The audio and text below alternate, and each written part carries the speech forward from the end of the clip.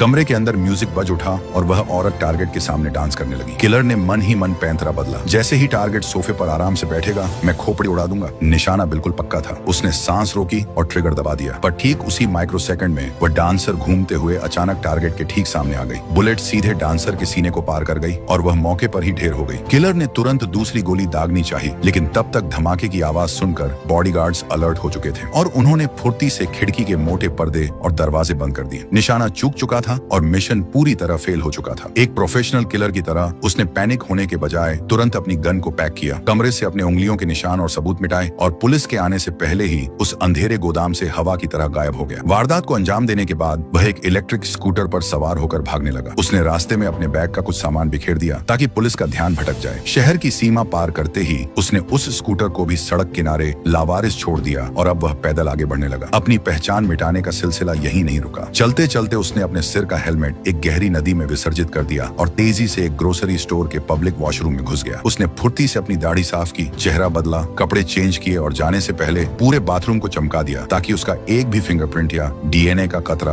वहां न छूटे। इसके बाद उसने एक टैक्सी बुक की और सीधे इंटरनेशनल एयरपोर्ट का रुख किया। एयरपोर्ट के एंट्री गेट पर पहुंचने से पहले उसने अपनी सबसे वफादार साथी गन को एक सुनसान कचरे के डिब्बे के हवाले कर दिया और टिकट काउंटर की लंबी कतार में जाकर खड़ा हो गया। लाइन में खड़े खड़े अचानक उसकी रीढ़ में एक सिहरन दौड़ गई। उसने देखा कि पुलिस का एक खोजी कुत्ता लगातार उसी की तरफ घूर रहा है। एक पल के लिए इस शातिर कातिल के चेहरे पर भी हवाइयां उड़ने लगी। पकड़े जाने के डर से वह दोबारा वॉशरूम की तरफ भागा, खुद को अच्छे से सैनिटाइज किया ताकि गन पाउडर की गंध मिट सके। वापस लौटकर उसने फेलिक्स अंगर नाम के एक फर्जी पासपोर्ट और वीजा का इस्तेमाल किया और इमिग्रेशन क्लियर कर लिया। अभी वह फ्लाइट में बोर्ड करने ही वाला था कि उसके फोन की स्क्रीन चमक उठी। उसके सीक्रेट बॉस का कॉल था। फोन उठाते ही दूसरी तरफ से गुस्से का गुबार फूटा। सारा खेल चौपट कर दिया तूने। ये क्या बकवास करके आया है वहाँ? बॉस का गुस्सा 7वें आसमान पर था। किलर ने बिना कोई सफाई दिए ठंडे दिमाग से फोन काटा, उसके टुकड़े टुकड़े किए और प्लेन के अंदर दाखिल हो गया। लेकिन मुसीबतें उसका पीछा छोड़ने का नाम नहीं ले रही थी। फ्लाइट में बैठते ही उसकी नजर एक बेहद अजीब और संदेहास्पद शख्स पर पड़ी जो लगातार उसी को नोटिस कर रहा था। किलर का छठा सेंस एक्टिव हो चुका था। जैसे ही प्लेन लैंड हुआ, उसने अपनी आगे की कनेक्टिंग फ्लाइट कैंसिल कर दी और एक नए फर्जी नाम से दूसरी टिकट बुक की। लेकिन चौकसी के दौरान उसने पाया कि वह अजीब आदमी अब भी एयरपोर्ट के वेटिंग लाउंज में मौजूद था। खतरे की घंटी बज चुकी थी। उसने आगे का सफर अगले दिन के लिए टाल दिया और शहर के एक गुमनाम होटल में कमरा ले लिया। कमरे के अंदर घुसते ही उसने किसी भी अनहोनी से बचने के लिए दरवाजे और खिड़कियों पर एक सीक्रेट जाल सेट किया और खुद हाथ में एक धारदार चाकू थामकर पूरी रात बिना पलक झपकाए बैठा रहा। उसका इरादा साफ था, जो भी दरवाजा पार करेगा सीधा मौत के घाट उतरेगा। लेकिन वह रात अजीब थी। पूरी रात सन्नाटा पसरा रहा, कोई नहीं आया। अगली सुबह वह बिना वक्त गंवाए सीधे एयरपोर्ट पहुंचा। फ्लाइट